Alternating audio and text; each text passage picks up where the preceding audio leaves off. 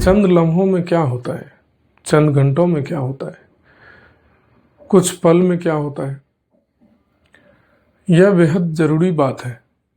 चंद घंटों में एक एग्ज़ाम होता है, चंद लम्हों में वहाँ पे एग्ज़ाम देने के लिए आने वाले छात्र छात्राएं जो भी होते हैं उनके सपने पूरे होते हैं या तो टूटते हैं।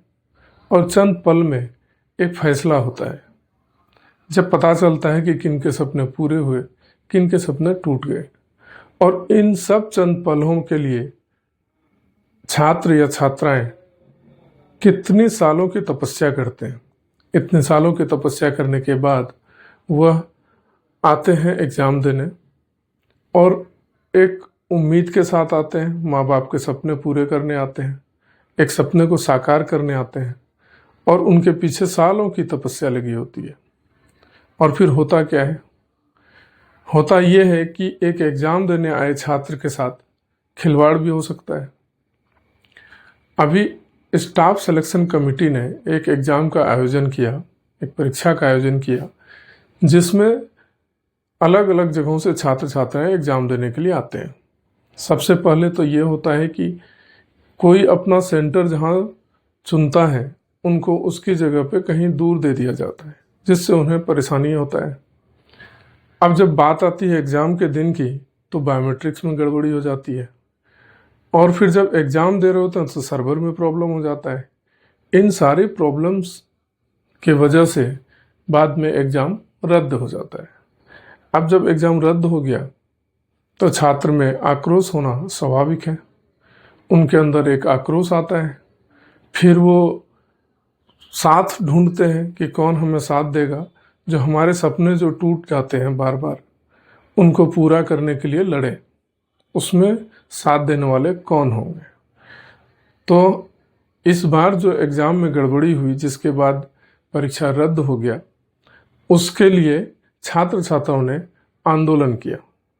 आज हम बात करेंगे उसी विषय में, किस तरह से क्या परेशानियां हुई और क्यों एग्ज़ाम रद्द हो गया और छात्र छात्राओं को अब किन समस्याओं का सामना करना पड़ रहा है और वो कहाँ पे बैठे, क्या हुआ, राजनीतिक प्रतिक्रियाएं क्या आई, इस विषय पर आज हम चर्चा करेंगे। नमस्कार, मैं आशुतोष। आज अपनी अगली कड़ी में बताऊंगा एसएससी एग्ज़ाम में जो प्रोटेस्ट हो रहा है उसके बारे में। विरोध की शुरुआत कैसे होती है? 1 अगस्त 2025 छात्रों ने यह दिन चुना जब एसएससी मिसमैनेजमेंट के नाम से सोशल मीडिया पर एक ट्रेंड हुआ और इस ट्रेंड में छात्रों ने आह्वान किया दिल्ली चलो के नाम से और उन्होंने जगह चुना जंतर मंतर और सीजीओ कॉम्प्लेक्स, जहां पे ये धरना करना होता है।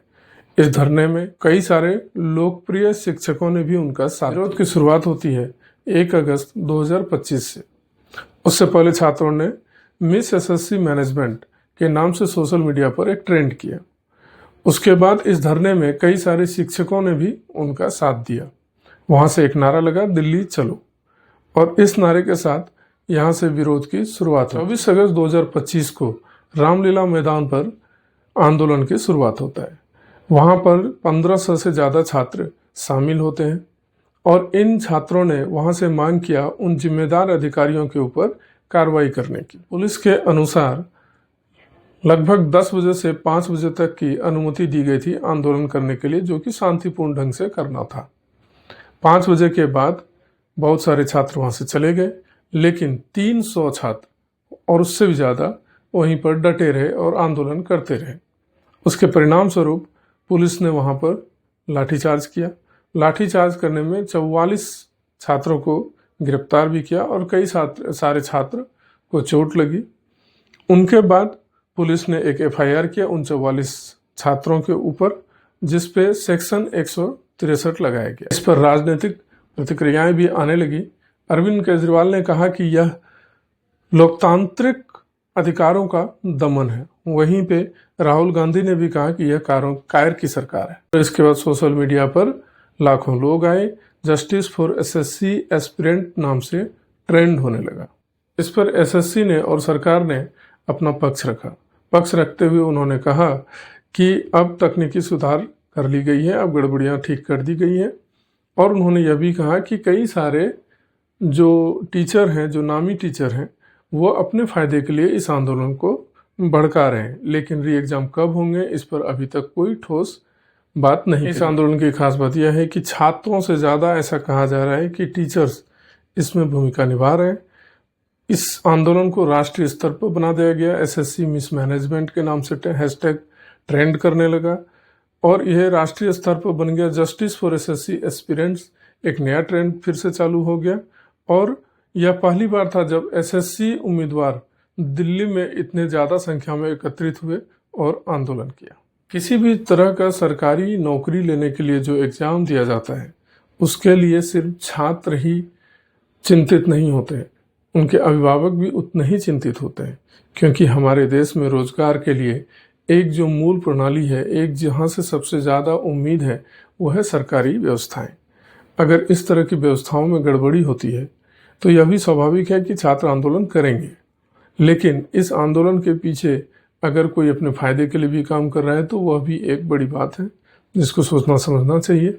लेकिन छात्रों के लिए, छात्रों के द्वारा किया गया यह जो आंदोलन है यह कितना सही है, जस्टिस किस तरह से होना चाहिए, सरकार को क्या कदम उठाने चाहिए, एसएससी को किस तरह से सामने आना चाहिए, अभिभावक को भी अपने बच्चों को किस तरह से आगे बढ़ाना चाहिए या रोकना चाहिए, इन सब बिंदुओं पे आपकी जो भी राय है, जो भी सुझाव है, कृपया हमें कमेंट में दें।